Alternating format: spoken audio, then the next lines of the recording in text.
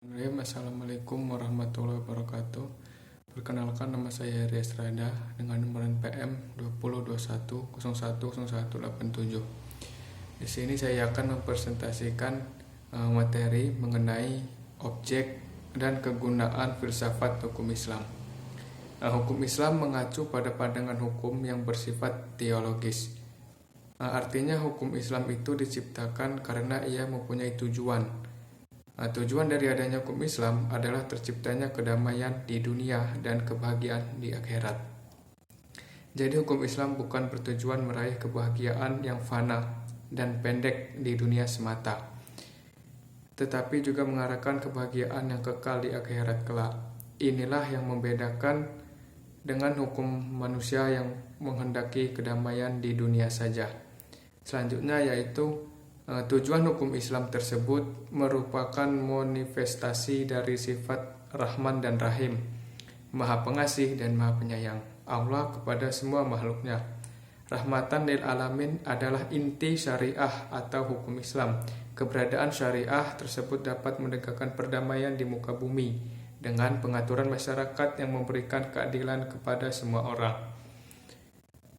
Keadilan sangat mulia di hadapan Tuhan dan sifat adil merupakan jalan menuju takwa selain iman kepada Allah. Hukum Islam dalam upaya menegakkan itu semua harus siap menghadapi kejadian-kejadian baru yang timbul. Pengkajian filsafat hukum Islam mutlak diperlukan. Keberadaan filsafat hukum Islam akan menegakkan hukum Islam dan memberikan jawaban terhadap tantangan zaman dan merupakan hukum terbaik sepanjang zaman bagi semesta alam. Sebagaimana dikemukakan sebelumnya, setidaknya ada 5 sistem hukum yang hidup dan berkembang di dunia. Yang pertama yaitu common law, yang juga dikenal dengan Anglo-Saxon. Yang kedua yaitu civil law atau biasa disebut Eropa kontinental. Yang ketiga yaitu custom law, dan yang keempat yaitu Islamic law, dan yang terakhir atau yang kelima yaitu sistem hukum sosialis komunis. Manfaat studi filsafat hukum Islam adalah yang pertama yaitu menjelaskan kajian filsafat hukum Islam akan memberikan pengetahuan hukum Islam secara utuh kepada ahli hukum Islam. Yang kedua, filsafat hukum Islam diperlukan untuk pengkajian secara mendalam terhadap hukum Islam. Yang ketiga, untuk mewujudkan hukum yang berkeadilan yang senantiasa sesuai dengan kondisi zaman. Yang keempat, pengkajian filsafat hukum Islam memungkinkan pemahaman Islam secara menyeluruh dengan ilmu-ilmu agama lainnya. Para ahli usul fikih sebagaimana ahli filsafat hukum Islam membagi filsafat hukum Islam kepada 2 rumusan. Yang pertama yaitu filsafat tasyri, yang kedua yaitu filsafat syariah. Filsafat tasyri yaitu filsafat yang memancarkan ahli filsafat hukum Islam, menguatkannya dan memeliharanya. Filsafat ini bertugas membicarakan hakikat dan tujuan penerapan hukum Islam.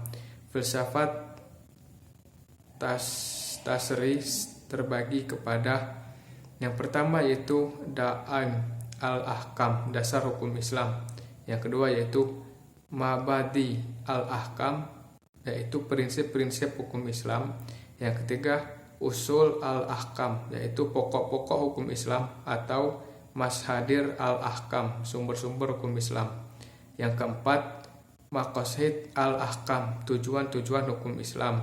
Yang kelima, Qawaid al-Ahkam, yaitu kaidah-kaidah hukum Islam. Filsafat syariah yaitu filsafat yang diungkapkan dari materi-materi hukum Islam seperti ibadah, muamalah, jinayah, ukubah, dan sebagainya. Filsafat ini bertugas membicarakan hakikat dan rahasia hukum Islam. Termasuk dalam pengembangan filsafat syariah adalah yang pertama Asrar al-Ahkam, yaitu rahasia-rahasia hukum Islam.